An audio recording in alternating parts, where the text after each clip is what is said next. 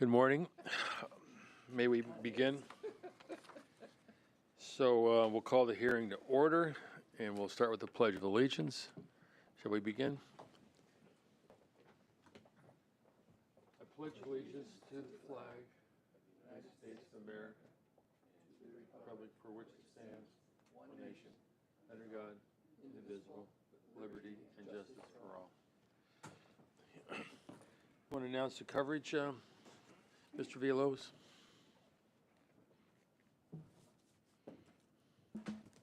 Proceed with the roll call after that. Yes, thank you, Mr. Chair, and good morning to the Commission.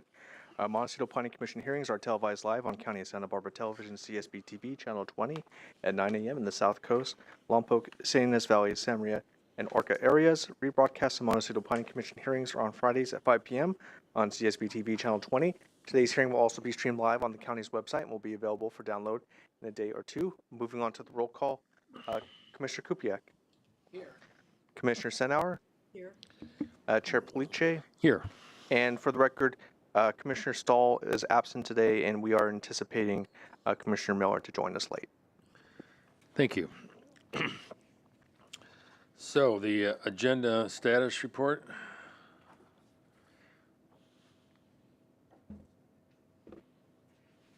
Good morning, Chair. Good morning.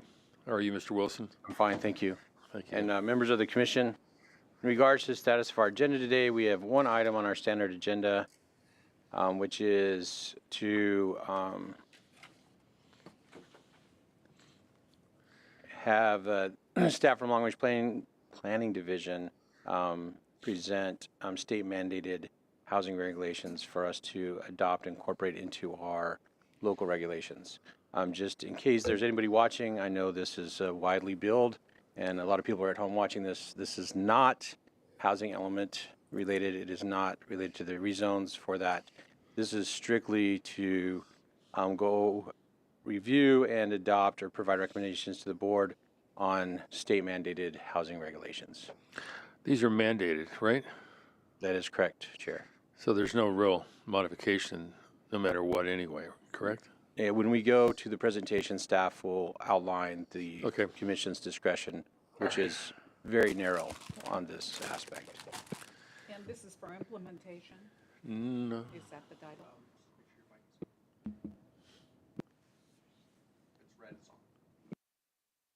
There you go. Red is on? It's right here. It's red. Okay. Okay.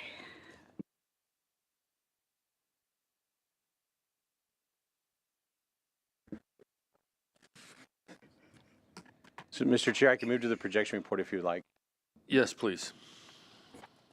So this will be our final hearing of 2023, and we will reconvene next year, 2024, on January 17th.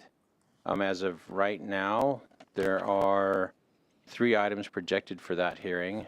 We have in additions to a residence, and then we also have recorded map modifications, and then some other exterior alterations of and an appeal of a project. So those are on January 17th, and then moving down to February. As of right now, we have projected to have the comprehensive plan annual progress report before the Montecito Planning Commission on February 21st, and that's all we have projected at this time. Okay. Well, thank you for that. And of public comment at this point. So if you would like to speak on any items not on today's agenda, I do see that we have a couple people joining us online. If you'd like to speak at this point, raise your hand and I'll call on you. We do have one speaker. Paige Robinson. Okay. Hi. Can you hear me? Not quite. A little louder, please. Okay. Maybe I'll move closer. Looks like you can't see me either. Oh well, I'll just go. Hi. A little louder, My name. please. I'm sorry. Louder. Yes. Don't know how to. I'll just move my computer closer. Is that better? That's good. Thank you. Okay. Sure. Hi, we live at 97 Eucalyptus Lane, directly across from the proposed new Miramar development. There seems to be a flaw in the county's neighborhood notification system pertaining to the Miramar properties. The computer program used to generate the notices uses the parcels where the Miramar Hotel and its address are located on the middle of their 3 lots, and not the overall exterior parameters of the total Miramar property. Additionally, the configuration of the lots is such as those most impacted to the west do not fall within 300 feet. I respectfully request a review of and correction to the program and/or its inputs that generate future notices before the next Miramar development submittal arrives. Due to this unintentional noticing error, we missed our opportunity to attend hearings and appeal the current Miramar LUB bungalow conversions to shops and cafe. Specifically, we missed our opportunity to vigorously challenge the validity of and request a peer review of the Caruso parking engineer's data and assumptions. This was the same engineer who vastly underestimated parking demands on round 1 of the Miramar. It's our position that he has done the same again. Upon the examination of the county's notification list, I discovered that not only was my address on Eucalyptus Lane directly across from the new site parcel, not one of my eucalyptus residents immediately to the left or those on Humphrey Road or South Jameson were included. Could you please help us modify this? There were addresses from across the freeway, but stunningly absent, other than Miramar to the south, from which 2 residents spoke in opposition to the bungalow conversions, were any residential addresses from the very proximate streets and immediate neighborhood that lead to the beach and whose inhabitants are the very most interested parties impacted weekly by the Miramar's inability to meet its current parking demands. The Caruso team says they inform neighbors beyond the recommended 300 feet, and they have sent notices from all 4 corners. I don't know from which 4 corners. I do know neither my neighbors nor I have received any official notices or description of plans directly from the Miramar, nor have at least 10 of my neighbors from Eucalyptus Lane and neighboring streets received any county official notices of hearings pertaining to either of the Caruso Miramar's projects dating back to 2021 or now 2023. Ms. Brown and Mr. Villalobos have been very accommodating, but the burden should not be on the impacted neighbors to individually contact the county for a case as large and consequential as this. We respectfully request that for all future Miramar projects, the county find a way to notify at minimum all neighbors within 300 feet of the exterior parameters of all 3 parcels, not just the internal one, and extending to all residents of Eucalyptus Lane and Humphrey Road, if possible, would be appreciated. Thank you for your consideration. Thank you. I have a question here. Sure. Who is the authority on what gets mailed out? Who's in charge of that? Is that the planning commission or is that the hotel itself? Do we know? Mr. Chair and Commissioners, just as a warning, we're not agendized to discuss this. So I have taken notes on this. We can follow up. Just as a quick aside, it would be the project planners that are reviewing the project set the parameters of the noticing and how that's set up. I'll follow up with staff on the comments from the public. Any comment from anybody else? I want all this stuff as well. Go ahead, Don. Not at this time. Thank you. Okay. All right. Well, thank you for her comment, and it seems relevant that the mail gets delivered to everybody who's associated with the project, or at least the neighbor. Okay, so we move on. Planning Commissioner informational report. Commissioners? Yes, I have a couple. I attended the Montecito Flood Control Master Plan meeting at Cold Springs School about 2.5 weeks ago. It was well attended. And this is in phase 1 of their developing a master plan. They had a slide presentation, which is on Flood Control's website, and I urge everyone to visit that so you can be brought up to date if you have not read any of the reports on it.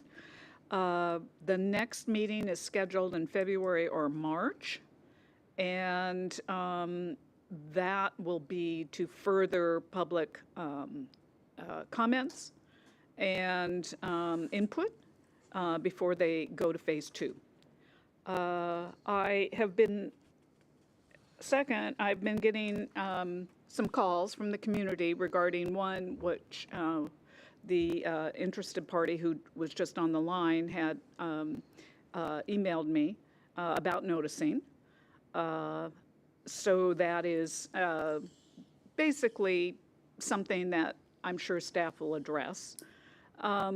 There is a project at the Biltmore Hotel that I received comments on as to what exactly the projects that are underway are doing. There's a lot of grading, et cetera. And at this time, I believe there's been a pause I've talked to county staff, been a pause in the work, and it's in review.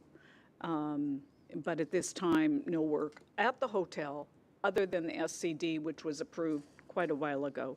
And that is for the roof, entrance, et cetera, et cetera. So to be continued on that. And I think that is it. Thank you. So, question, was the Biltmore red tag for their work? Do you know? I believe there is a red placard in front of the Biltmore Hotel at this time, which I believe is a stop work. Okay. Thank you. Nothing. I just want to report that a lot of the citizens of Montecito are aware of the removal of the rings in the 3 or 4 creeks that we have, and that I just want to make sure everyone understands that we had no part of the negotiations to remove or otherwise leave the nets there. I find it a bit unfortunate that negotiation left us out. However, that's the case, and they've been in front of us a few times and let us know the time frame that they had in order to complete their negotiations with the county. However, without offering any opinion on why it went south, it did. But I just want to make sure the public knows that we played no part in this decision, and it might have been helpful if we did. Anyway, that's all I want to say about projects outside and comments from other people that have brought that to my attention. Shall we move on with more? Mr. Chair, we can move on, and Director Plowman will be providing a director's report remotely. Oh, okay. So is she, David, is she available? All right. Oh, yes, we do have minutes. Can you hear me? Can you hear me? Director Plowman, we're going to do minutes first, and Sorry, then we'll go to director's a report. little bit out of Okay. order, sorry, Thank you. Lisa. Okay, so we had a busy meeting, and where's my minutes? Let's see, here we are. No? Does anybody have any comments on the publication of the minutes? Beg pardon?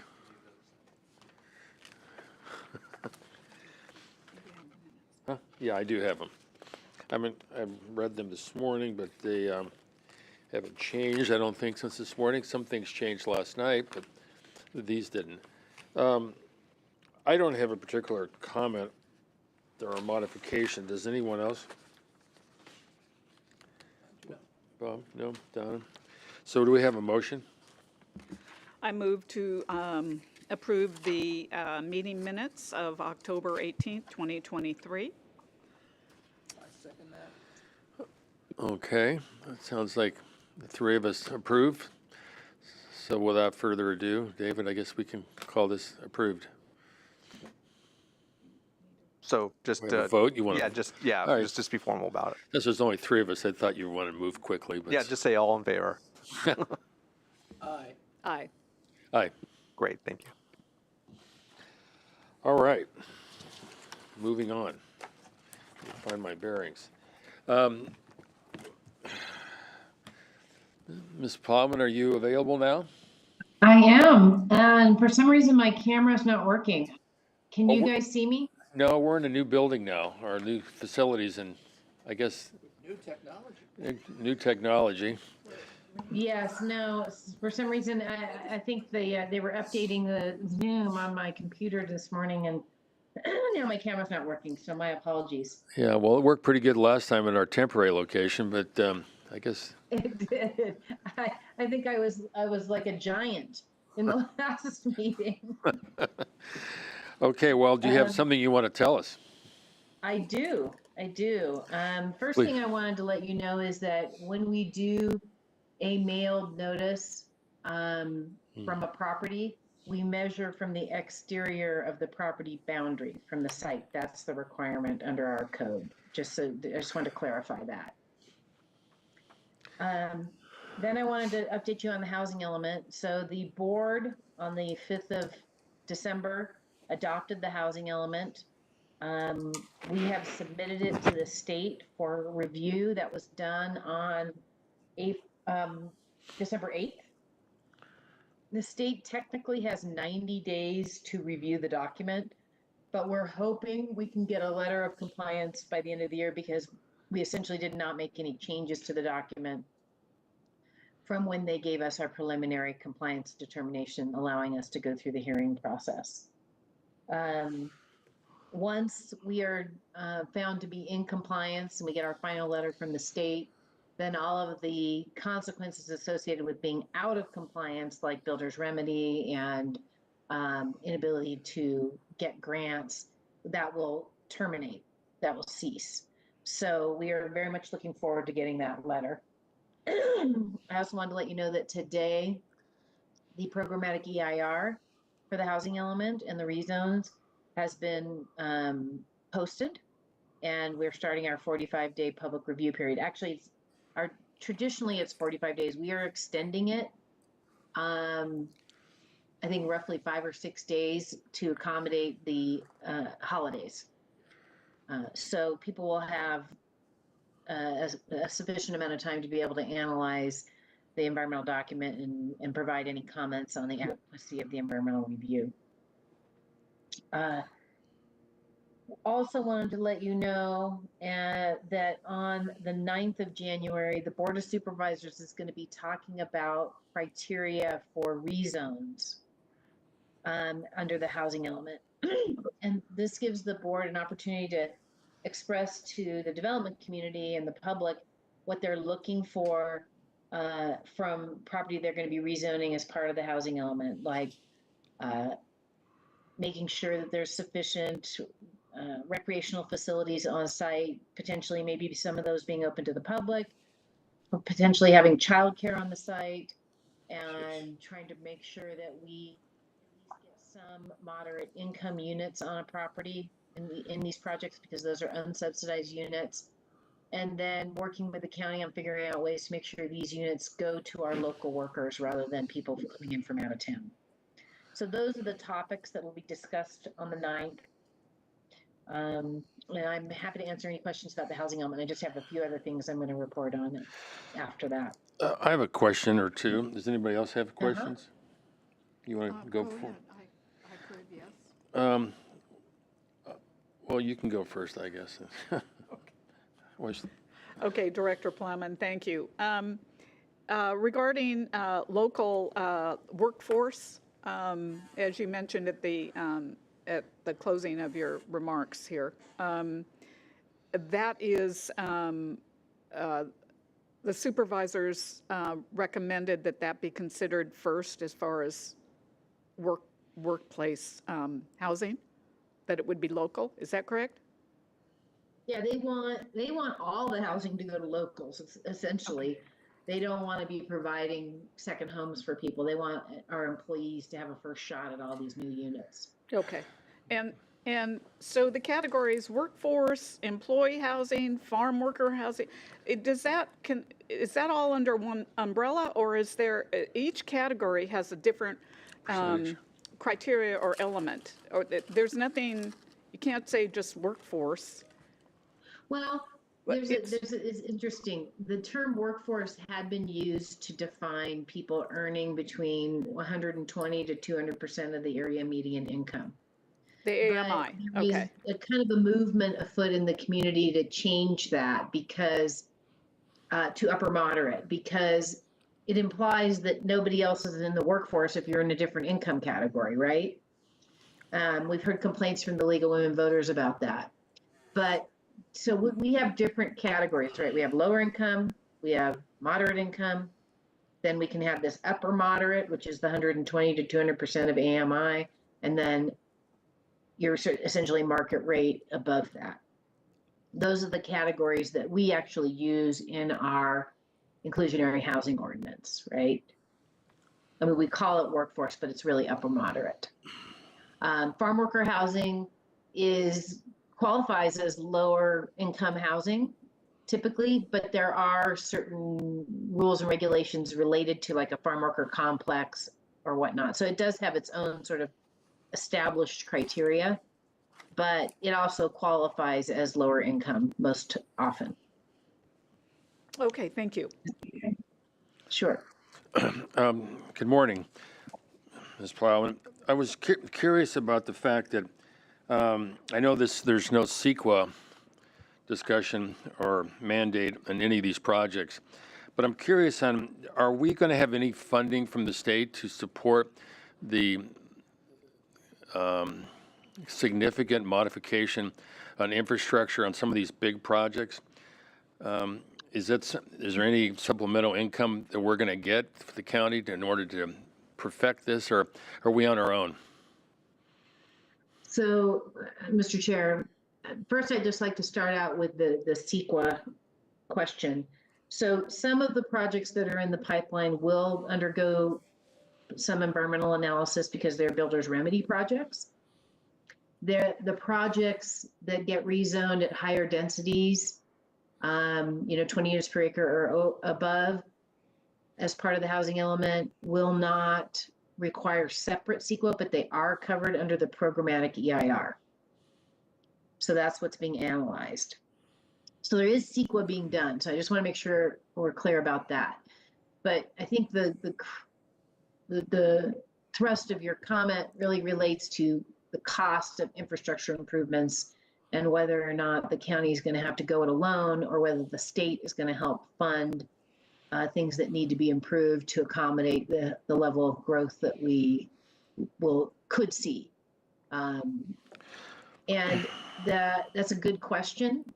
And I don't think I have an answer that can guarantee anything.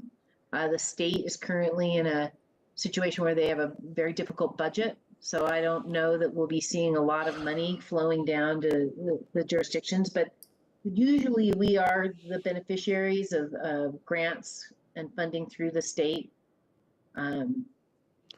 particularly when it comes to infrastructure improvements. So I'm not going to say that they have set aside a bunch of money for all the jurisdictions to make all the improvements that will be associated with the growth from their housing elements, but I'm sure we will be getting some money as we typically do. Well, some projects have more significant costs because of their location and as well because of their density. Goleta has been hit pretty hard. I've heard a lot from people out there about questioning the fact that a lot of the infrastructure is already maxed out, and we're talking about thousands of more cars in the same maxed out infrastructure. And I don't think we would ever approve any projects, some of the projects of this size, if it wasn't for the state mandate. So it really begs the question, I mean, are we going to allow housing to be developed without the proper modification of our infrastructure? If we don't have funds from the county, don't have funds from the state, but the developer has their green light to build, what are we to do? Has that been thought through, or is that, I know if it would CEQA, we would, but obviously without that, we're kind of limited. So, Mr. Chair, I think it's important to remember that through CEQA now, it's vehicle miles traveled. It's not level of service that you measure impacts with. So for so development in Eastern Galita Valley is likely, I haven't read the traffic section yet of the EIR, but there will be less impacts because that's where the job centers are, right? Well, they have to So- get out of their house, and then the first intersection some of them hit is already maxed out. And so if you add Right. So that's 1,200 not homes, considered right. So that's not considered an environmental impact at this point, right? Anymore, because the state mandated that all environmental review be conducted on vehicle miles traveled, well, I not just level of service at intersections. I just like to remind some people that this has always been a factor for the 45 years I've lived here. That is one of the first considerations. Do we have the water? Do we have the infrastructure prepared? Is the developer going to pay for all this modification? Some of these projects, if the developer's paying for it, they would never do the project. And so without public funding for what we have been asked or otherwise told to do as far as modification of our housing element, I think we have a real critical problem, and I just want to make sure that I go on record of letting you know that I feel we have some serious issues that do not have resolution at this point. It's out of our jurisdiction, not necessarily Montecito, but the city of Santa Barbara and Goleta. For some reason, the South County is hit harder than the North County, but I understand we have maybe more jobs that are down here that people drive a long way to get to it. So I'm not ignorant to the fact that we need housing. I just would hope that we would take in consideration all that's necessary to have the proper and the most consistent understanding of the effect of all this housing addition. Anyway, that's my soap opera for today. You can continue. Yeah, so Mr. Chair, I appreciate your concerns, and the environmental document will analyze some of that. We do still have policies that talk about level of service. So we still will be addressing it. It's just not considered an environmental impact, but it definitely changes one's experience when they're on the road if they're waiting in long queues. And I understand your comment about the funding. And I think, we, like all other jurisdictions, are sort of caught in a bind and trying to figure out how to meet the state mandate and still maintain, adequate facilities to serve the units that will be built. So it's not something that the county is ignoring, but we're sort of stuck between a rock and a hard place, I guess I would say. I understand. It's just that it's very appealing to go for a project that has a lot additional housing, which satisfies the numbers. But if that's in a very critically stressed out infrastructure area, namely freeway, on-ramps, and et cetera, it just seems like we're just going to be adding a huge problem to ourselves, and the relief is going to be a long time out, because as you know now, we're building a freeway that's 30 years late, and some of the same kind of problems are going to exist in the future out in the west part of our lower half of our county. Anyway, you have more to speak to us about? I did. I wanted to share two bits more of information. One is we launched what is called Solar App in the county in the beginning of November, and that is software that allows people with rooftop solar applications to process their application by filling out a questionnaire on our website. And essentially that process gives you approval. It gives you approval for your permit, and then the county essentially does the inspections. So it's a way to fast track rooftop solar applications. And since we went live with it at the beginning of November, we have 94 applications already in the system. So we're very excited about that. We also received a grant to help with the implementation of that application and help with some in-field equipment for our inspectors. Donna? Can I ask I'm sorry, Yeah, go ahead. regarding solar, is it, ordinances and everything changes on solar. At one point, it was if it was a new build, solar would be required. Is that sort of the parameters still or not? On a single-family residence? I'm sorry, Commissioner Sanauer, through the chair, are you asking about our building code? Yes, well, I think it was originated at the state, maybe not. I could be incorrect, of course, but yes, the code, the building code, if solar is required on new builds. Commissioner Sanauer, through the chair, I don't believe that's correct. Okay, I don't believe that's correct. okay, But I have to look into that. okay, thank you. And the other is subsidies for solar have diminished, is that not correct? Actually, Commissioner Sanauer, through the chair, it's my understanding that the federal subsidies are still there for tax credits. Right.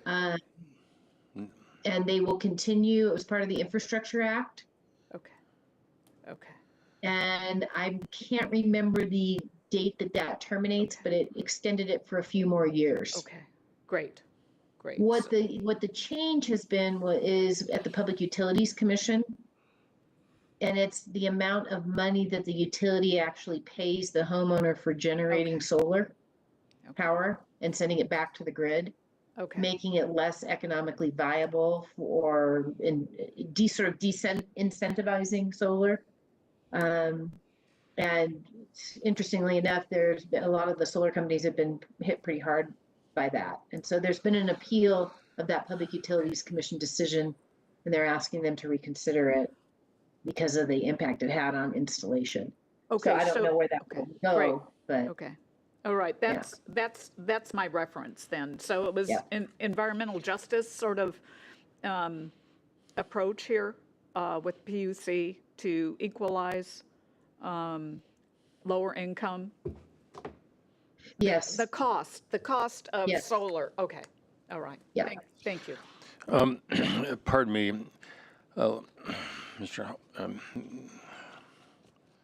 Mrs. Plowman, or Ms. Plowman.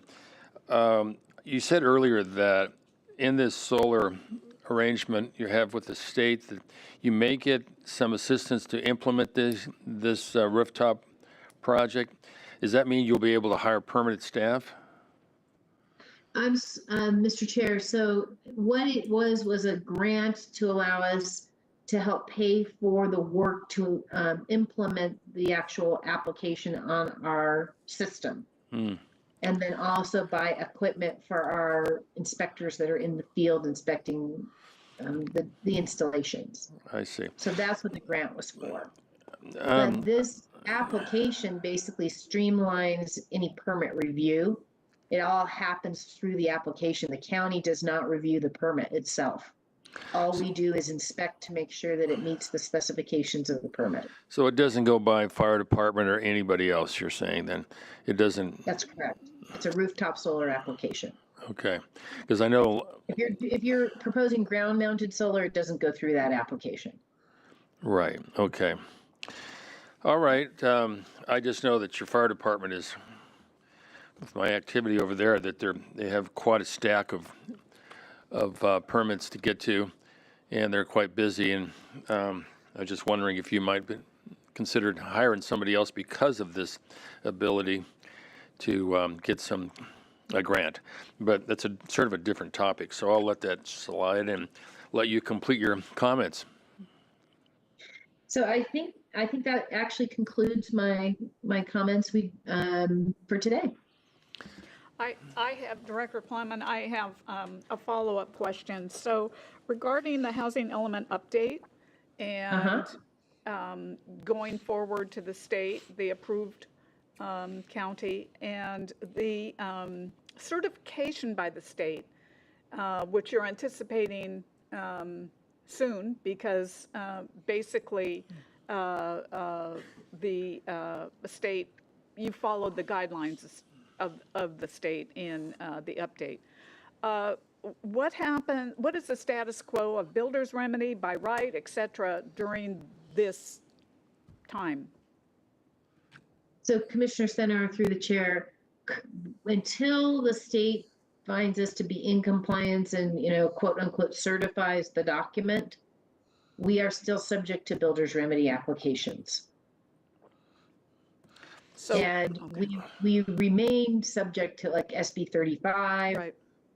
Ministerial applications, and then 2162, AB 2162 applications, which are transitional housing. So there are a lot of state laws that have been passed, and you're about to hear an item that brings us into conformance with those laws, a number of them. But so there are ministerial permits that are still being processed, and that won't change once we're certified. I'm sorry, will or will not? Will not. Those won't. Those ministerial efforts, like the transitional housing ministerial, that's a Correct. new state Okay. law that basically allows that all the time. Okay, all right. Right. And- But builder's remedy will end once we get our letter from the state. Okay, all right. But those in the pipeline, so to speak, remain Valuable, right? That's correct. to go forward as a builder's remedy. Okay. That's correct. Do you know how many? There are two stages to a builder's remedy application. Typically, one is a pre-app that gets submitted, and they have to do that before we are found to be in compliance. And then they have 180 days to submit a formal application. And if they miss that 180-day date on the calendar, then their application goes away. Okay, okay. And thank you. And then a follow-up to the flood control, Montecito flood control master plan. I forgot to remark about an ombudsman staff position. Could you, is this appropriate? Do you have details on Yes. that at all? Thank you. Yes, thank you for asking, Commissioner Center. So last year during the budget cycle, the board identified some funding, some limited funding for what they call an ombudsman during the rainy season and after too. And the purpose of this position is to assist property owners who have damage along their properties in the areas where they have creeks or where there's been some flooding. But the idea is that a lot of property owners that have had damage along the creeks that run through their properties or border their properties have had difficulty navigating the permit process through all of the agencies that they must communicate with and potentially get permits from. So the ombudsman's position is going to help those property owners navigate that process and work with them. And we've designated Petra Leva as that person, and she's been having initial meetings with the different county departments and then the state and federal agencies, so that we're all on the same page if we start to see, serious storms. And we have a storm now coming in, but if there's a lot of damage associated with that, we're going to be able to help property owners get through that process. And where would they locate this Petra's ombudsman site? Is it on flood control? Where would a property owner locate that? That's a very good question. And I'm going to have to circle back with you on that to see where we have it on the website. Thanks. It would be great since we do have a significant storm event coming in. And if it manifests, I suspect that staff position, Petra, will be very busy, and it will be very helpful to the community. And I see Secretary Wilson raising his hand. Thank you. Go ahead, Jeff. Director Plowman, if I may, and commissioners, Please. if you go on our website, there's on the left-hand side under quick links, there's a quick link that says winter storm damage permitting information. And when you select that, it provides information on on the ombudsman's role and different information on repairs within creeks and permit requirements. So that would be the starting point for members of the public to want to get in touch with Ms. Petroleva and get initial information on repairs and damages permitting required for creeks and waterways. Okay, so And Mr. Chair, Commissioner Center, it's also under news and announcements on our website. thank you. I have a question that Go ahead, Bob. Commissioner Sanauer may be able to answer, but if not, it's going to go to the other side of the table. I was not able to attend that meeting. I attended the previous meeting that the County Flood Control had, and I know that they are in the Commissioner process. Kupiak, can you speak into the microphone Oh, because I'm I can't sorry. hear anything you're saying? You know Yeah. what? I think I have to like move a little bit to make it easier. At the last meeting that I attended, we understood that they were in the flood control was in the process of developing their long-term master plan, and that was based on new data that was provided by the Army Corps, and there is an existing new LiDAR map that was created that they are using. I've made multiple requests for this new data to be shared with our commission, and for some reason, either by federal mandate or, we've not been provided with that. And we would very much like to do a comparison analysis to see how the LiDAR map changed from the previous LiDAR map to the one that is now being used to develop the master plan. I don't know if any of that was shared at the meeting because it was not shared No. at the prior meeting, and this seems to be kind of cloaked in mystery. And I'm not sure what our rights are as a commission, but if I could use the word, I demand to see that information, You would. I would. And for some reason, this just, it's kind of like, where are we? And I think it's tied to other issues, which may be the reason why it's not being shared broadly. Could we invite flood control perhaps? Chair, you're still chair in January. Partially, yes. Yes, I would love to invite Walter and company, if he's still there. There's going to be a change in leaderships sometime soon. I guess after Scott leaves, I don't know, I guess Walter will be there in January, so we can ask him to come. But I've talked to the supervisor, and I understand that we were supposed to receive it, but there's some limitations on whose eyes gets to see it. And I was confused by that, because if we could see it, why can't the general public see it? So maybe we can get some answers in January, or unless, Ms. Plowman, you have an answer that would be simple, you can tell us, but why we don't have that information. Mr. Chair, I think that's a question I'd have to forward to the Public Works Director. Okay. I don't have that information. We would really appreciate it. It does lend itself to, like you said, comparisons would tell us things about various creeks, which ones are more have modified or changed. And it also speaks a lot to the freeway sound walls. And I'm unfortunately believe that that's had an effect on why we don't get this information. But we'll leave it at that, and maybe we can invite Walter and company in January if we can. Thank you. But I would have to say that the invitation to flood control to come with us means they come with information in hand. True. I mean, I don't want to sit here through lip service about why we don't have the information. If the information's not going to be provided to us, then I'd like to know why, and I'd also like to know what our remedies are under the Public Information Act to get that information. Okay. Donnie, a comment? So where are we leaving this? We would like to invite. Yes, Okay, in January. it's true. And to touch base with them on our queries, correct? Enumerate them, Yes. correct? Yeah, whether it's nets, whether it's basins, whatever it might be, that gives us a more informed picture on how they look at this new interpretation of the map in respect to everything infrastructure-wise for our area. We don't have it. I have Director Plowman, and last question about how, and Secretary Wilson, going to the site, quick links. Is there, the search bar? What can we help you with? If you type in ombudsman flood control, would it come up there? Madam Chair, or I'm sorry, Commissioner Sanara through the chair. I will have to go on their website, but I don't think so because it lives in planning and development. It lives in planning and development.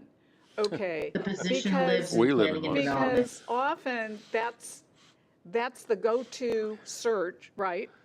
You have the bar for search. You type in what you're looking for. That's where it's very helpful if it come up there somehow, rather than just living in planning and development. So, not to belabor this, but it is of great import to not only our community but the whole county to be able to identify. The ombudsman, is it just for Montecito? No. No, it's countywide. Right. Okay. So I'm just saying a heads up. The clarity there in the search bar would really be helpful if in any way, rather than the quick links and going through. Well, I appreciate that. Often, folks or community members are used to just doing a search bar and have it come up. So I'll leave that. Thank you.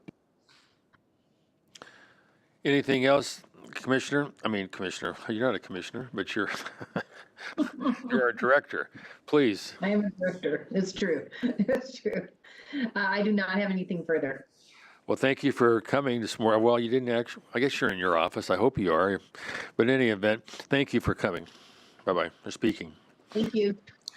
All right, moving right along. We have a waived public hearing. The Mr. back end alterations. Yeah, So- Mr. Chair, Commissioners, that's for noticing purposes only. No Right, action needed. Right. I'm just curious, is that not in the coastal commission? That property? 141 Hickson Road? Should be. It's in the CZ. Yeah. Do they get exempt from that as well, hopefully? Mr. Chair, this item is a waived public hearing for the I county. know that. For the county. So, I see. yeah, so this is just in regards to a public hearing on the county level, not waiving any hearings from the coastal commission. And it'd only go there if there was like an appeal, or if it was appealable. Yeah, it's a very small modification, and it's a very distinguished architect. So I'm just curious whether we're waiving coastal commission projects as well now. Mr. Chair, that is not what this item is for. Okay. All right. Well, that was not an answer, but I'll accept it. And noticing has been given out appropriately, correct? Mr. Chair and Commissioners, that is correct. Thank you. All right. So moving on to the big project comments, or project, I shouldn't say project, but agenda item. And we have some distinguished presenters today. And so, Alex, you start, or how does it go? Want to read the item in? Oh, I'll start. you want to read it? Yeah, So, I'll take care. I'll there's take care of that 140 part. pages I left at home, so.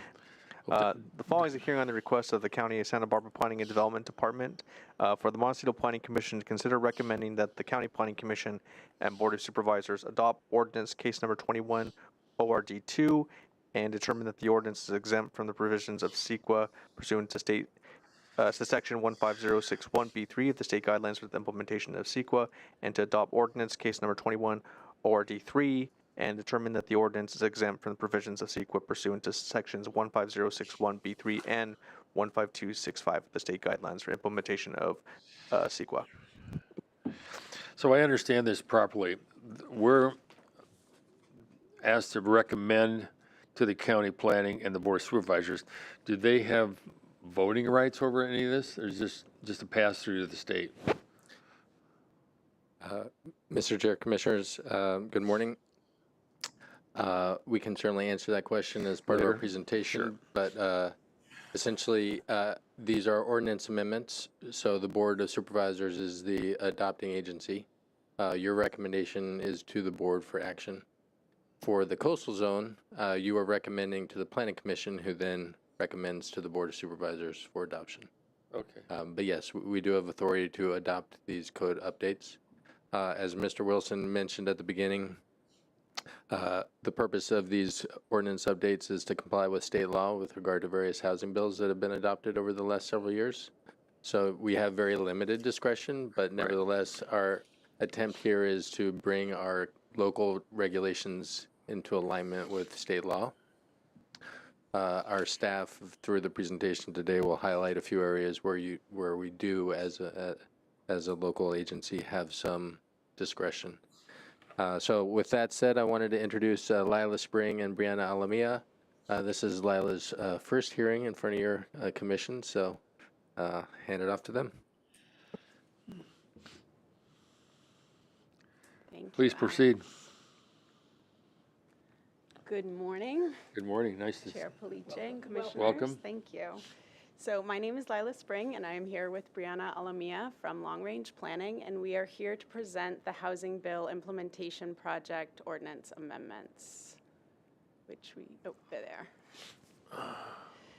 So our presentation today will cover project background, the new and revised ordinance sections and chapters, policy and ordinance consistency, compliance with the California Environmental Quality Act, or CEQA, next steps in the planning process, and staff recommendations. So first, I want to provide a little bit of background on why we are proposing these amendments.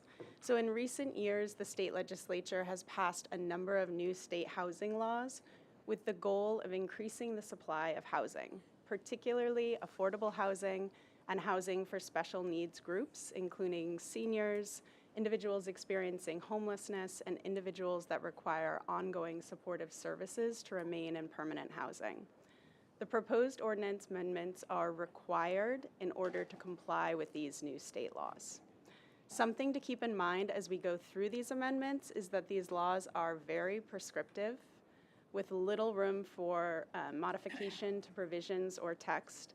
But where the county does have some discretion to make changes, we have highlighted those options throughout this presentation. So these amendments include changes to both the Montecito Land Use and Development Code, which we will refer to as the MLUDC, and to Article 2, the Coastal Zoning Ordinance, or CZO. And these ordinance amendments also change existing sections of our code, as well as adding entirely new sections of the code. So we are going to start with those sections that already exist in our code that we are modifying or proposing to modify through these amendments, beginning with the density bonus program. So the density bonus program implements state density bonus law. And state density bonus law encourages the production of affordable housing by providing for increases in the maximum allowed density of a specific parcel in exchange for some portion of the units being restricted to particular levels of affordability. State density bonus law also includes concessions and waivers to development standards based on the proportion of affordable units, and includes waivers and modifications to development standards that would have the effect of physically precluding development at the allowed density. Recent changes to these laws include an increase in eligibility, increases in the size of the density bonus, an increase in the maximum number of concessions allowed, which went from 4 to 5, as well as modifications to required parking ratios. So this brings us to one of our optional provisions, which is that the state law sets an affordability period of 55 years.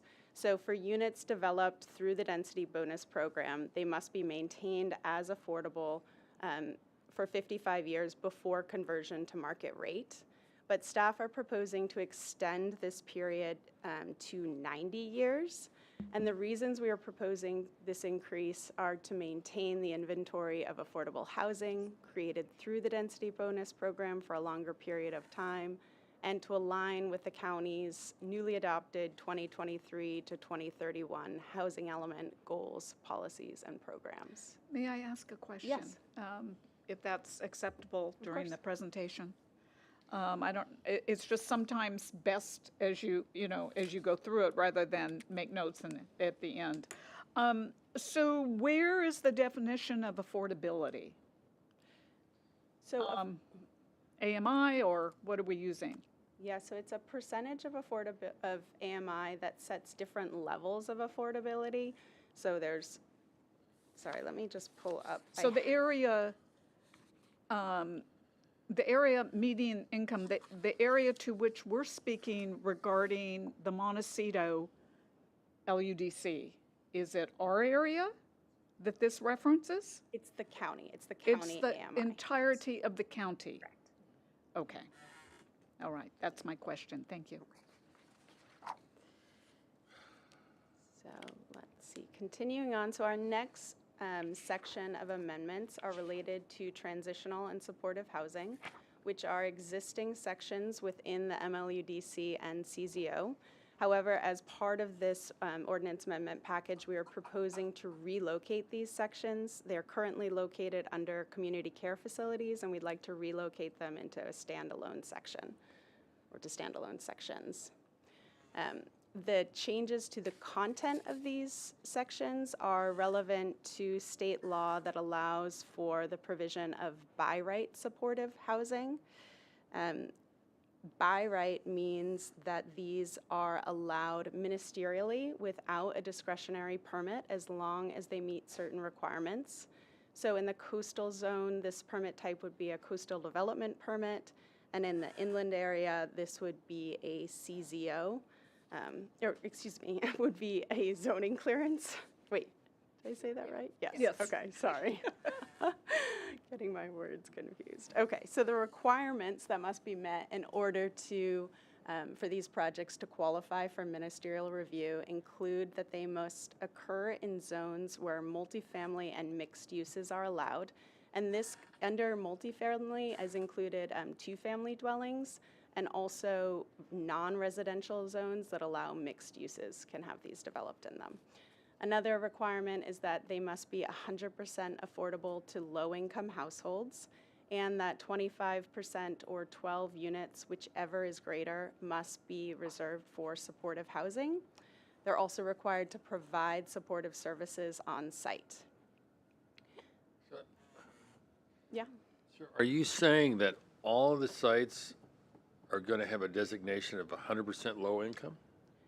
No, it's only that, so for a project that's moving, that wants to qualify for only ministerial review rather than our regular discretionary pathway, that development itself has to be 100% affordable to low-income households. So that's not going to happen, basically. In order for them to use this ministerial pathway. But I'm saying that there's no one that's going to. Mr. Chair, Commissioners, these projects are typically, sponsored by like a housing authority or public agency or a nonprofit. These aren't for-profit ventures. So is this the LBNC? That's a different category. Okay, this is supportive housing. It's for individuals and families who are experiencing homelessness or are in need of certain services. Since So we. it's a class. It's a population class. Is that It's a correct? target population. Yes, thank you. Since we are interrupting this moment, I'll just throw in another interruption from something else you said earlier, and that is it's a standard we're using for the whole county as far as evaluation of property. Income. Income. However, we're not being judged that way in the sense that we've split the county in half in this project, and there's the North County, which has a lot less density addition. Mr. Chair, I just want to stop you right now. This has nothing to do with the housing element and the rezones. So there's nothing about splitting the county in half. This isn't a North County, South Coast issue. This is here. This is adding language into our ordinance countywide Okay. to Sorry comply about with that. the supportive housing requirements under state law. I just wanted to note one other thing, another difference between supportive housing and the low barrier navigation centers. Low barrier navigation centers are kind of a type of shelter, whereas supportive housing is permanent housing. People go to live there. So it's similar target populations, but different approach to what type of housing it is, if that makes sense. Okay, let's see. So these by right supportive housing that is processed ministerially is only subject to objective development standards, and this includes objective design standards, which we'll talk about a little bit later on in this presentation. And the state law also includes specific deadlines for review and approval of these projects. And I'll stop you here. Can you reference appeal capabilities to any of these as you go along these categories? Ministerial, no appeal, is that correct? Mr. Chair, Commissioner Sinauer, I'll use my DevRev background to Please. answer that Please. with permitting. So zoning clearance would be non-appealable. In the coastal zone with the coastal development permit, you would still be subject to appeal. Okay. Thank you. All right, so moving on, this brings us to another of our optional provisions, which is that the state law allows a maximum of 50 units of supportive housing to be processed ministerially, but gives the county discretion to increase this maximum. And staff are proposing to increase this limit to a maximum of 75 units. And the reasons that we are proposing this are to increase the available housing for special needs groups and to align with the goals, policies, and programs of the 2023 to 2031 housing element. So we're now going to move on to the additional sections or new sections to our code, starting with the multiple unit and mixed-use housing objective design standards. So these objective design standards were developed in response to an increase in state legislation that only allows the application of established objective design standards. Objective meaning no personal or subjective judgment is required to implement the standards. So the purpose of these standards is to provide the public and planners with clear, objective criteria to evaluate multiple unit and mixed-use projects that will not be reviewed by a Board of Architectural Review, or BAR. These objective design standards were developed and adopted into the county's Land Use and Development Code, or LUDC, by the board in January of 2023. And since that time, staff has worked with representatives of the 4 county BARs to refine the standards in the LUDC and to incorporate them into the MLUDC and into the CZO. And the standards are the, quote, objective standards. Correct. Objective design standards. Which is quite lengthy. Yes. And it's specifically for multi-unit and mixed-use projects. Correct. Which become hardly objective. Okay. Okay. We'll let you continue. So these objective design standards include 5 sections. The purpose and intent, which describes why these were developed and when it's appropriate to apply them. Building design, site design, mixed-use standards, and the utilitarian elements. So the building design section includes specifications related to each of the categories that you see here on the screen. And building design primarily covers the mass and articulation of a building, so the variations in elevation and facade. Site design covers how a building is placed and the building orientation on the site, as well as how the site itself is developed, including landscaping, open space, and parking. The mixed-use standards include ground floor height and transparency and the street-facing setbacks and entrances, and these are specific to those projects that include both commercial and residential uses.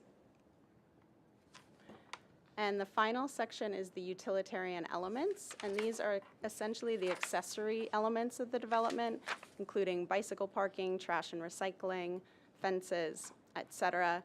And this section consolidates objective standards from other sections of the code related to these utilitarian elements all in one location. So I'm now going to turn it over to Brianna Alamia to continue our presentation, starting with another additional new section of our code called Qualifying Housing Streamlined Review. Thank you, Lila. So now I will be talking about the proposed new chapter in the MLUDC, Qualifying Housing Streamlined Review. So the content of this chapter was adopted into the LUDC by the board in January of this year. Staff is proposing to carry over the adopted LUDC chapter into the MLUDC with revisions to clarify requirements. On January 1st, 2025, these state law requirements will go into effect in the coastal zone. In response, staff will propose relevant amendments to the CZO then.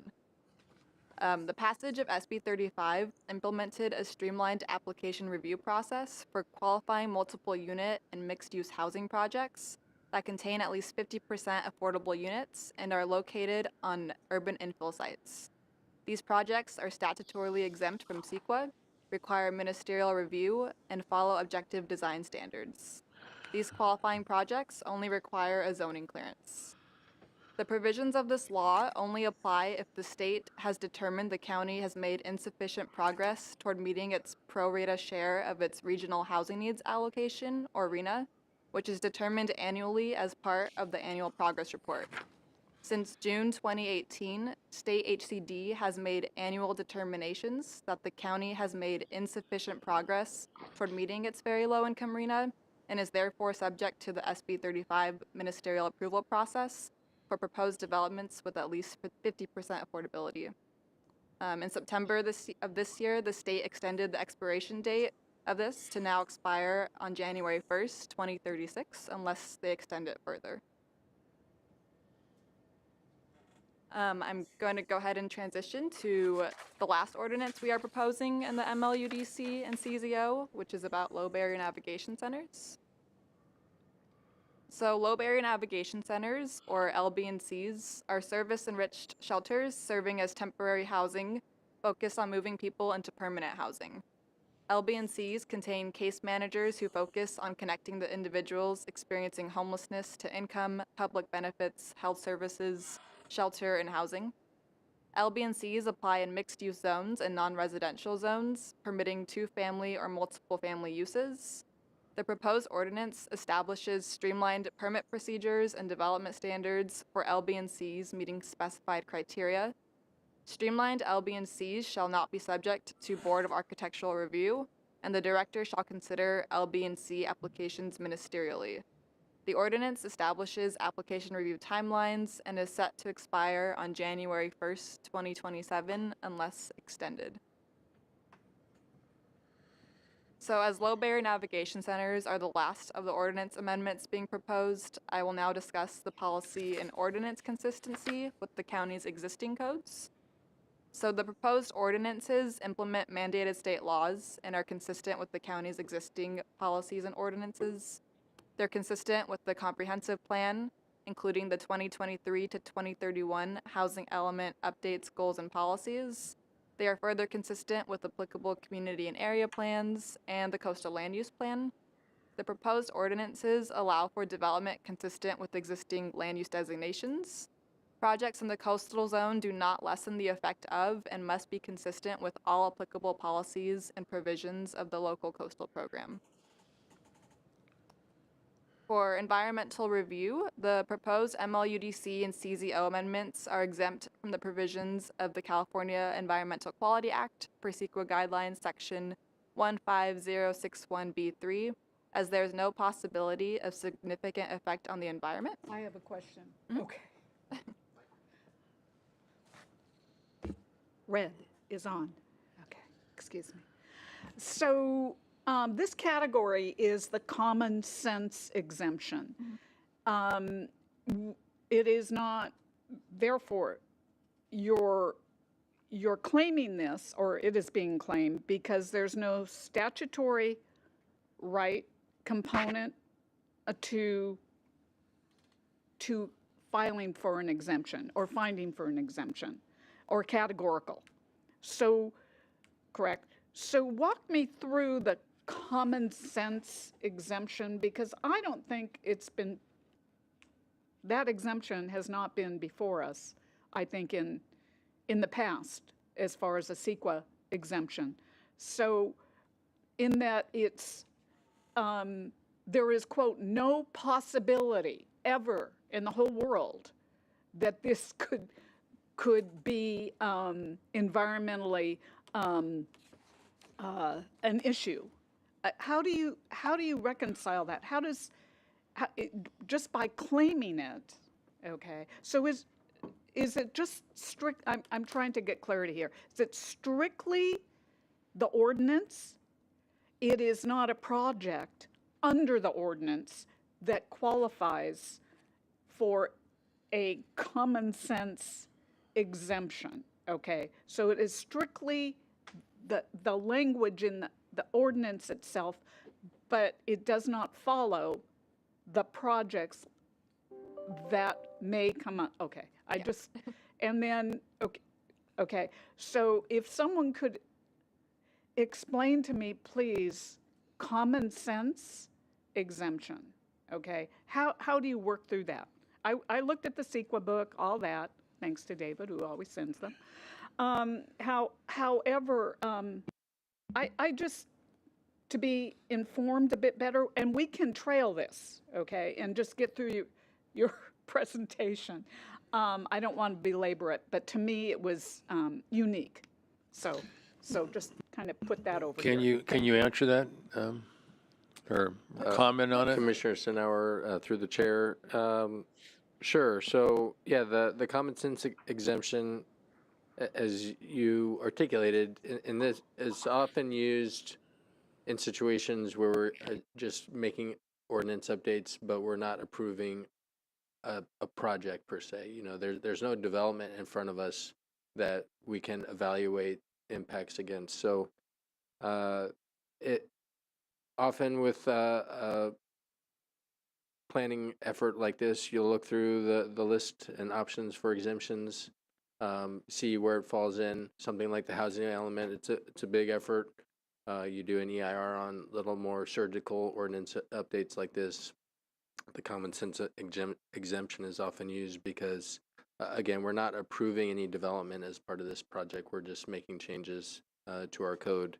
And then any subsequent project that comes before the county would then be subject to CEQA on its own. In the case of most of these projects, they are statutorily exempt from CEQA, so they would not be requiring CEQA because they are only subject to ministerial review. So that would be how CEQA would be handled on a project-by-project basis. But again, with these ordinance amendments, we're not approving any development project, and so there is no physical impact associated with these code updates. Okay, all I would recommend is that instead of just the citation of 15061B3, or Q was in there somewhere too, I thought, if parenthetically you could put common sense exemption, something like that. Anyway, I will not belabor this anymore. Thank you. Okay, you want to proceed? Yes, thank you. So in addition to that common sense exemption in the coastal zone, it's also exempt per section 15265, which exempts local government activities involving the preparation and adoption of local coastal program amendments from environmental review. So we are concluding, and for the next steps in our process, we will be presenting these ordinance amendments to the County Planning Commission on January 10th, 2024, and to the Board of Supervisors for adoption on February 13th, 2024. And to conclude, staff recommends that your commission take the following actions on the screen. So to make the required findings for approval, determine that the proposed ordinances are exempt from the provisions of CEQA, adopt a resolution recommending that the board adopt case number 21 ORD2 and adopt a resolution recommending that the County Planning Commission recommend to the board to adopt case number 21 Ordinance 3. So this concludes our presentation, and we're available to answer any questions. Well, we have a lot of common sense, so we probably don't have many questions.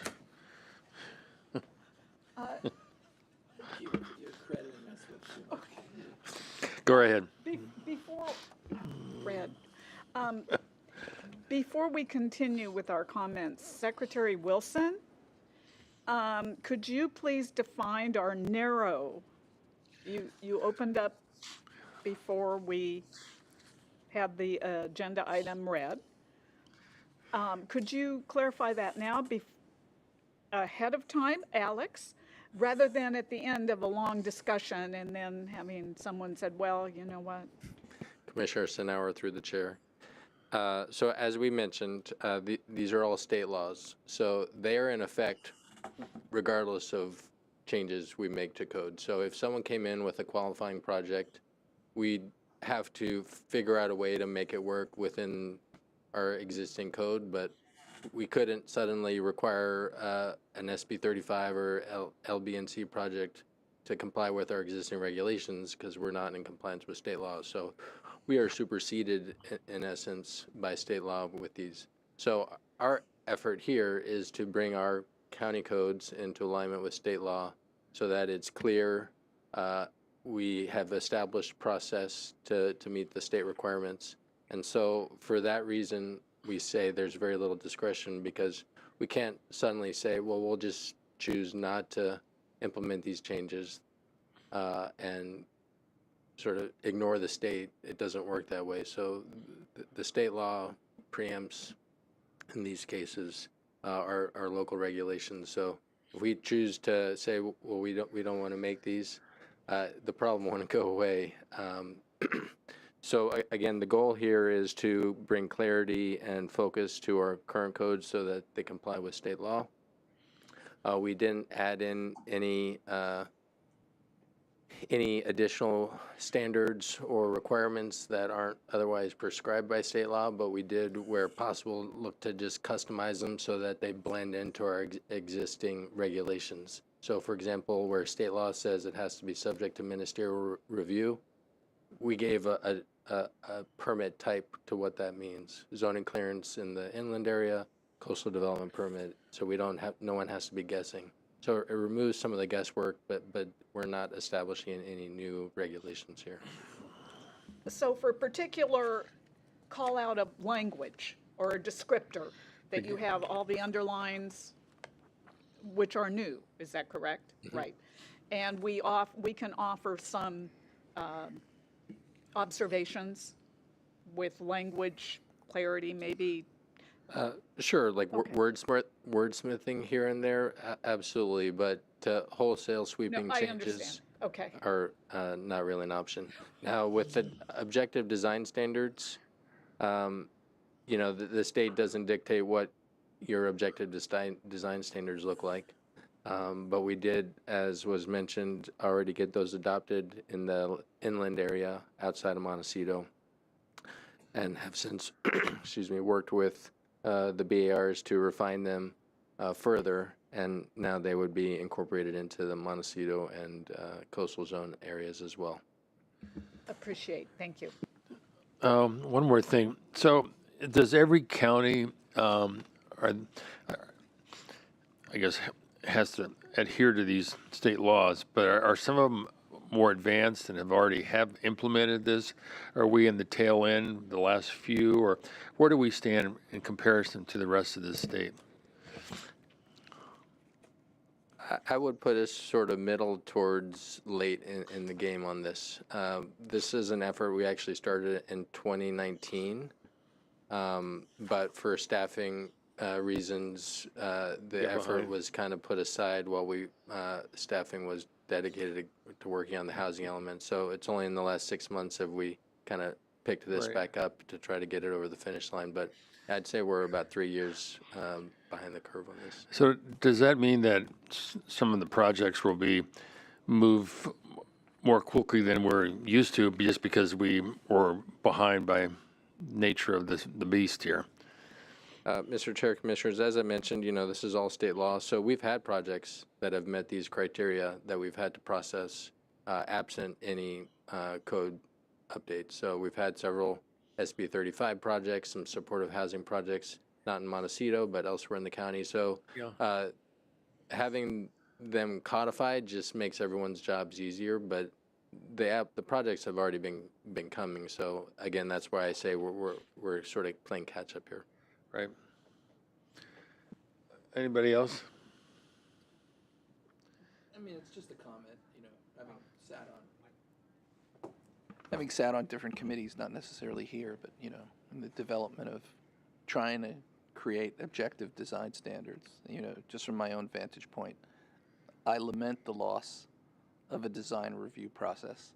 I think that's always increased the quality of the projects that wind up being built, and I've kind of read through this, and, I mean, we can handcuff people in 9 different ways, but in some ways, objective design review precludes the creativity that architects and their teams bring to projects.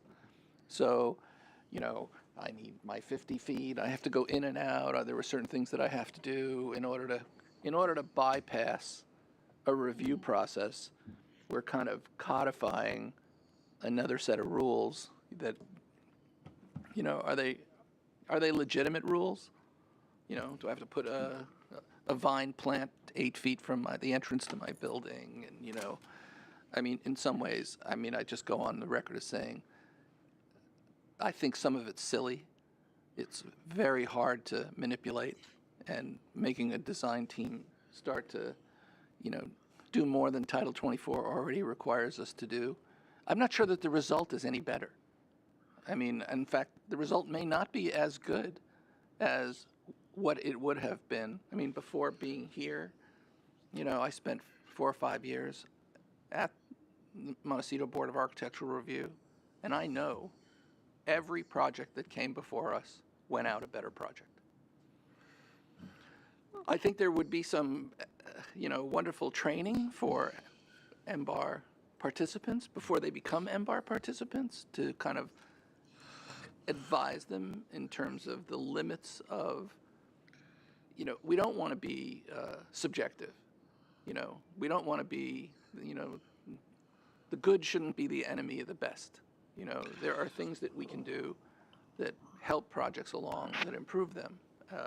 And I realize how complicated this matrix is of things that we're going to ask people to do so they can bypass, what they perceive to be a lengthy project, a lengthy process to have to go before some of these review boards. But from my vantage point, at least as a Montecetan, I know what the result of that has been, and I know it's about the quality of your community. Yeah. And I just don't know that you can actually, write it down in a book and say, it's this and that, and push in and go out and make sure your entrance is over here. I mean, designing a building on any given site is a complicated formula. And I hope that we all bring a certain level of talent to that process. But man, it's not easy, and it's not necessarily by the book, and it may preclude other things that are kind of the spark of genius. So to me, I wish there were a way of making the process faster without losing the ability to have, a real deep conversation. We're going to get maybe a non-binding, optional conceptual review of a project. I question, especially when we're talking about larger mixed-use type projects. I'm all for housing. I'm all for getting this job done. But when you're building a building of this size and this complexity and sticking it into a neighborhood, kind of hard to do it without a real robust dialogue about design. So. Okay, thank you. And I just have to repeat what I said from the beginning. After being involved in building infrastructure in the western states for 50 years, I know areas that are behind or otherwise inadequate in their infrastructure design and build out, and we probably are in the lowest percentage of adequate infrastructure performance. And some of the projects I see would never get approved if we had a full CEQA. And I think we're really asking for trouble. But powers that are higher than this board and this commission will decide. But for my money, I think that we really should have addressed infrastructure before we approve projects. Anyway, comments are over. Anybody have anything else to say before we? I do. Okay, your light's on. My light is on because it's red. Right? Red is on. Okay. Regarding the, in attachment D, page 22, the design review exemption, okay? And as has been mentioned, a maximum of one non-binding conceptual review may occur. Could we go into that a little bit? Can we work that language a little better? Somehow the mays and the shalls, but on this, so the requirement is kind of, it will not go before MBAR unless there's a request. Is that correct by the applicant? That is correct, yeah. Okay, and then as a courtesy, the applicant could be requested of the applicant to go before MBAR for their review, but it is non-binding, but it is not required. Is that correct? Okay. Is there any way we can put encourage to go? I mean, since it's wordsmithing, but language is important. And is encourage a Acceptable. non-ministerial subjective word that we'd get slapped on and say you can't put encourage? Commissioner Senauer, through the chair, we could put encourage, that Yeah. would be okay. What if Let me just make you aware of one of the factors here, which is a project that would fall into this category, multifamily or mixed-use Right. project, under state housing law, the Housing Accountability Act, we can only require a project be subject to a maximum of 5 public hearings. After that, it's deemed approved. So Jesus. when we talk about BAR, if we were to require a project to go through BAR, there go your 5 Not- hearings, right? So we want to make sure that we preserve those hearings as much as possible. Right. And so we didn't want to have any language in here that would require or that would push them towards using up some of Okay. those hearings Okay. towards And through the what are the BAR process hearings? when ultimately the BAR has no authority. What would the 5 hearings kind of be? Well, BAR, if they were to go to BAR, that would be 1. If they were to go to BAR again, that would be 2. If they were to go to the Planning Commission, that's 1. Board of Supervisors, if it were to get appealed, you can see how those 5 hearings can get eaten up pretty quickly. So the 5 hearings include appellate? Correct. I have no idea. So we're pretty hamstrung in requiring a project to go through a hearing process in these instances. So that's why the language is not meant to kind of push someone down that road to sort of preserve our hearing opportunities. Well, how did we come up with the magic number of 5? We We did didn't. not. The The state state The did. state did. And There's no way to make sure that those 5 hearings do not include subsequent appellate hearings. No. Well, I think you should just tell all the guys at MBAR to go home, because I think, they're kind of wasting their time. Well, this is only for multifamily Multi-family, I housing, know. so it would not apply to single. Mm-hmm. But you are right. The authority and sort of the scope of review of Board of Architectural Review through various state laws has narrowed. Again, just to make a commentary, it's amazing to me that we would take the least impactful project, a single-family residence, and create the most onerous process to go through, and to look at the largest type of project that has the greatest impact on a community and green-light it through the review process. It's, is that part of the non-common sense portion of this legislation? No, it's the mandate to Commissioner, increase housing. Kupiec, So- through the chair. We are actually embarking on an effort at the board's direction that is looking at sort of the whole suite of permit requirements we have for all types of projects, to look at opportunities for streamlining review and making more projects ministerial. So we'll be back over the next couple of years with similar approaches that may apply to the single family as well. Is there a way possibly to combine the talents of the MBAR versus, the commission, planning commission, in some kind of blend so we actually get some supervision over design? I mean, the idea of not having any input on design is pretty remarkable after the 45 years I've lived in this town. I find it like this is where we've got to, where we have the least review after 45 years. It just seems like it's, Ron, to your point, Yeah. there is some language in here that allows the county staff to reach out to the architectural community. I mean, I don't know whether there needs to be appropriate language. I would encourage that to happen.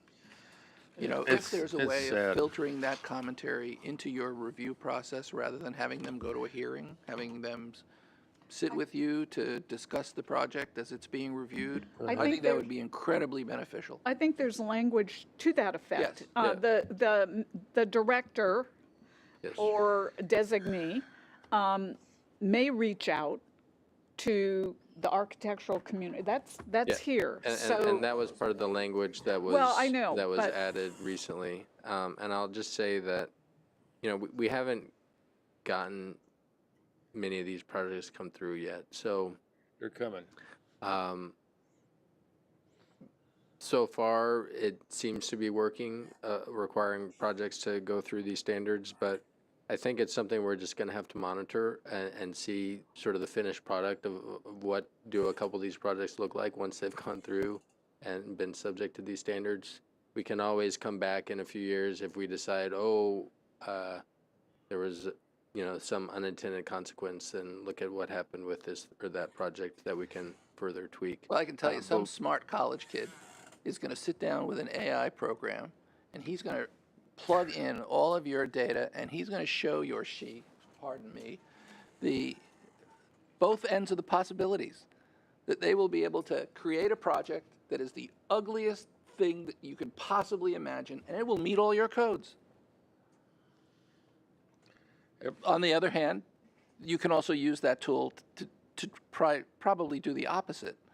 But, it's kind of... There is some reliant on the architecture team.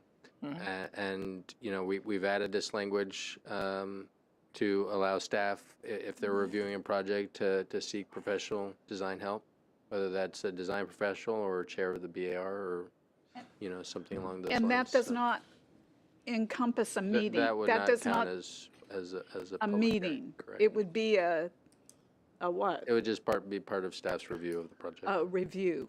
Okay. So does staff, through the auspices of the Public Works, have the final say on how well the infrastructure is affected or otherwise performs in relationship to projects? I mean, how do we, I know we're talking about architectural reviews, but I believe that the infrastructure package is going to be the biggest challenge we're going to have with all these projects. And I guess we're depending on the staff to help us with that. There's no jurisdiction by planning or anybody to make that modification because the state won't permit it, I guess. Mr. Chair, Commissioners, nothing we've done in here is going to obviate the applicability of flood control requirements, project getting adequate water, sanitary services, going through the public works process with regard to street frontage improvements and making sure that, if there's a signal warrant, that a signal gets added. So none of those criteria and obligations of a project go away with anything we've done here. So it doesn't supersede all the foundational, as you just spoke of, that exist. Correct. Is that correct? Okay. But I disagree with that. It does supersede it because this is a mandate by the state, and we have to do our best to perform. And so things are dropped. We now will have water meters in Goleta we haven't had in 20 years or 30 years. There's just a lot of things that will be modified quickly in order for this to work. I just need to make people aware that this is fraught with a lot of issues, and doesn't seem like there's much we can do about it. And Commissioner Kubiak, yes. Sorry, didn't mean to. But in your review process, how many people in the planning department are architects? Let's say none. I think that, I'm an architect. My job in the public realm, he's the infrastructure police, and I'm the ugly police. I make sure that nothing bad happens visibly to our community. I think having permanent review staff hired by the county to participate in these review processes so that you don't have to go before the MBAR all that frequently. You may have a way of internalizing some form of review process to make sure that that happens. I'm sure you can do it for free by reaching out to the community, but I would like to remove the "it may happen" aspect and to make sure that it will happen. there is a vehicle called the study groups that the board of supervisors can appoint for things of that nature. We can have that here. Anyway. But how do you institutionalize that into the process of review? I can make sure that all the parking counts are right. I can make sure that I, check all the boxes that are here. But a different kind of oversight, I think, is necessary. And if we can't provide it through a rational process, then it should be internalized into the county's process, and there should be people on your team who are kind of capable of advising a project to look at it and say, yeah, this checks the box, and we're not going to be shocked after it's built. Or that it maintains a certain level of visual quality, because that's the problem for me. Yeah, well, the community is depending on staff and commissions and boards to help facilitate what's best for the county, despite what's mandated by the state. So there's somewhat of a clash there, but there's not much more we can say, Jeff. I think that. Oh, yes, there is. There is more. You got more? Come on. So, no. Welcome to your first rodeo. So is there parenthetically anywhere in the language, I know the maximum of 5 hearings, but can it be delineated anyway, i.e., for instance? Because I think it would be helpful in the language to identify Minimum, yeah. that appeals are considered part of the 5. Which is, to me, unusual. Is there any way you can work out, for instance, PC, MPC, all that? Whatever. Is there? Commissioner Senauer, through the chair, the Housing Accountability Act is a very complex set of rules and laws, and we looked at trying to codify the housing accountability, all the requirements of that into our code, and it got overwhelming.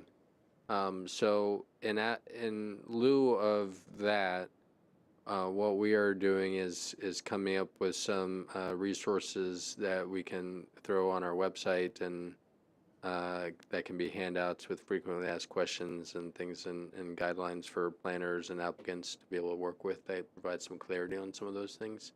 There's not really a place in the ordinances in front of you today where it would really fit to have that. So you could go on the search bar and find it. Well, not yet, but Okay, that's fine. Mike, please. Mike from.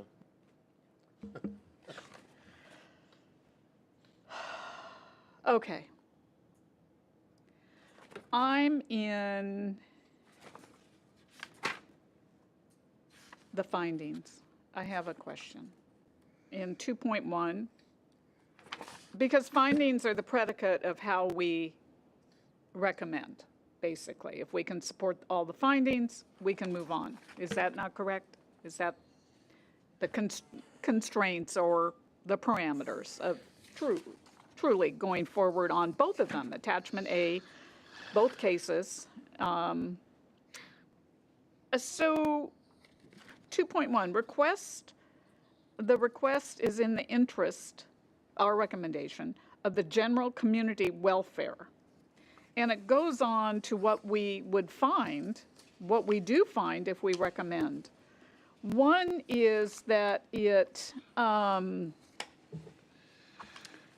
is compliant with the Montecito Community Plan. Is that correct? It's consistent with? Maybe that's in 2.2, the CZR. Okay. And where do you have that? How is it consistent with our community plan? All this. There's no, tables. Usually if, we have a project that community plan, how it's consistent, with whatever element, whatever category, but it's just a general, it's consistent with the Montecito Community Plan. So the specifics of how it's compatible or... Commissioner Senauer, through the chair, unlike a development project, there is no physical project to evaluate consistency with. It's not like we can, with a development review project, you're looking at, does it comply with our noise setback or noise requirements, and is grading minimized, and are there impacts to biological resources? The ordinance updates we've crafted here, it really has no bearing on any of those. I understand. And so there's no conflict, no clear conflict. If you could identify a conflict, we'd be happy to consider that. Well, it's abstract at this point, though. It's all very abstract, right? So there is no clear conflict with the Montecito Community Plan with these ordinance changes. But if there was, I guess is your question, right? Or what is your question? Well, it's a heavy lift for us to say it's in compliance with the Montecito Community Plan. Okay, it's just doing all this and not having a project. Okay, it's okay. It's uncomfortable, and maybe it's the common sense thing again.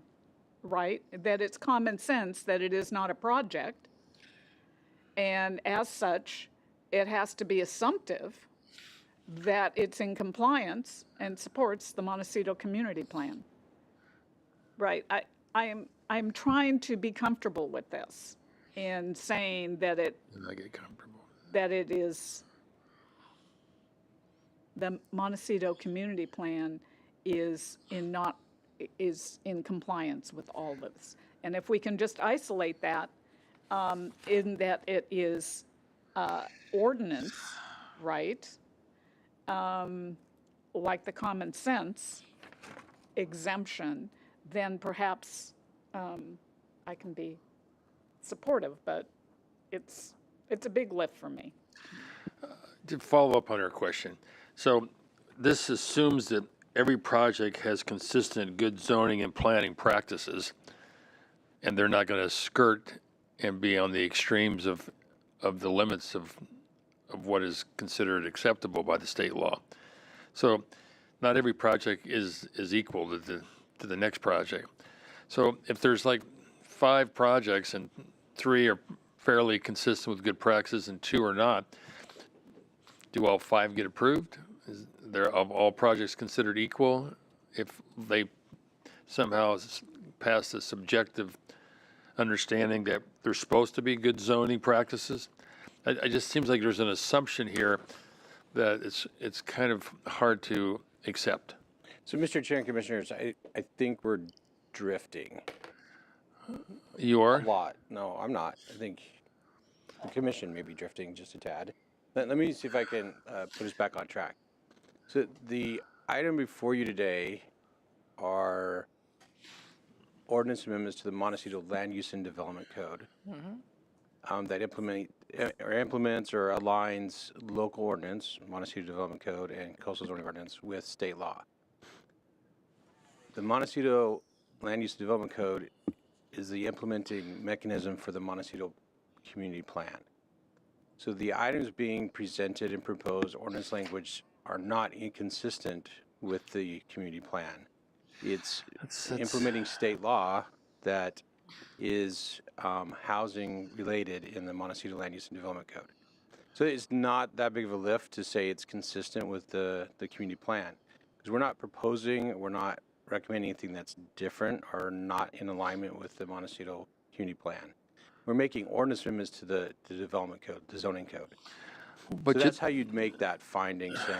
But there's a contradiction in what you're saying. You're saying that all projects that come through this vehicle of approval will automatically satisfy the Montecito plan. And we don't know that. Because you're Mr. Chair, amending it. Commissioners, we're not You're saying amending it that. right here. This is it.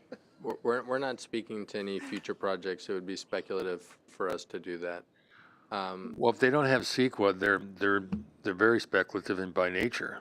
So the whole purpose of state law and is to make more objective standards so that whether I'm looking at it, Lila's looking at it, any 3 of you are looking at it, we all come to the same conclusion. And so state law is more and more changes in state law are pushing jurisdictions to come up with more objective, quantifiable standards that they can apply to projects so that there's a certain degree of certainty associated with development applications. We're not approving any development as part of this project. What we're doing is establishing regulations that would be applicable to future development. But that's The findings that you're making today are the code updates that we are making. Do those are those code updates in the interest of the community welfare? Are those code updates in the interest of good planning and zoning? And our answer to that, or our proposal for your consideration to that, is yes, they are. 1 is they align with state law. 2 is there's significant housing needs through the community that these regulations will help address. Okay, we're not saying that every future project coming down the road is necessarily going to be planned well. What we're saying is the standards we're putting in place and the regulations and code updates that we are making, those are well crafted and in the interest of the general community welfare.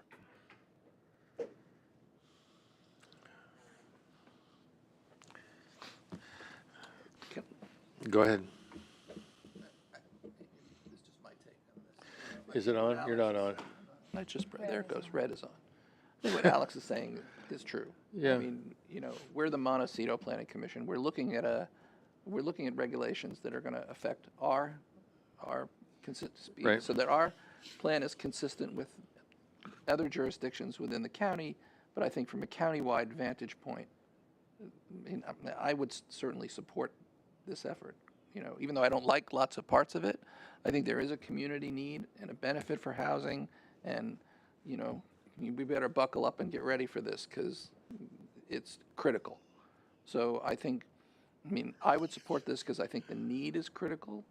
Do I think it's a perfect document? No, I don't. But I think there is a great need. The other comment that I would just make for us, not that I'm not a NIMBY, but when is the last time one of these projects, multifamily, low-income housing, got proposed in Montecito? Have you ever seen one? And I doubt that you will. The land values are too high. It precludes developers from coming into this community and doing this kind of project. The difficulty that we had with Lisa just to identify sites that were possible, and they're kind of these hypothetical, sure, it's possible, but, unless there's somebody who just has a boatload of money that they want to throw away and, not, I don't know many developers that are getting their wings to go to heaven, so. That's a great I kind line. of doubt that you're going to see some, wildly philanthropic gesture by the development community to develop affordable housing in Montecito. So, to some degree, we're looking at a set of laws that are really never going to affect us. Well, they're going to affect a lot of other people, and may not They necessarily are, Montecito. absolutely. Well, and employee housing, there are areas that. Well, the Biltmore and Miramar are considered part of this package, and I don't see a lot of low-income housing there. But anyway, before you go any further, we're going to vote, get an approval for this. Do we need all three for this to pass or not? Mr. Chair and Commissioners, we do need to have public comment. I don't know if there is anybody, but we need to ask for public comment. And then we need a majority vote of commissioners present today. I see. Just two then. Okay. All right. Are you, pardon me, I don't want to interrupt you. Are you finished? You sure? You were going to say something, Yeah, you were, and I Alex. interrupted you. Mr. Chair, Commissioner. I'm sorry. It's fine. No, you mentioned the Miramar and Biltmore, and I just wanted to circle back that this is not the housing element, and the Miramar and Biltmore are unrelated to what's before you today. Okay. I would say the only possible set of regulations in front of you today that could apply to those, depending on the timing, would be the multifamily or mixed-use design standards. That said, that's coastal zone, and those won't be in effect until the Coastal Commission certifies them. So the timing of that compared to the Biltmore and Miramar projects, don't know. Okay. Thank you for that. So, public comments, David? Our virtual attendees have both left, so we have no public comment. Any AIs left? Okay. So, what's left? Are you going to put it up, or what we're going to vote on here? Yes. And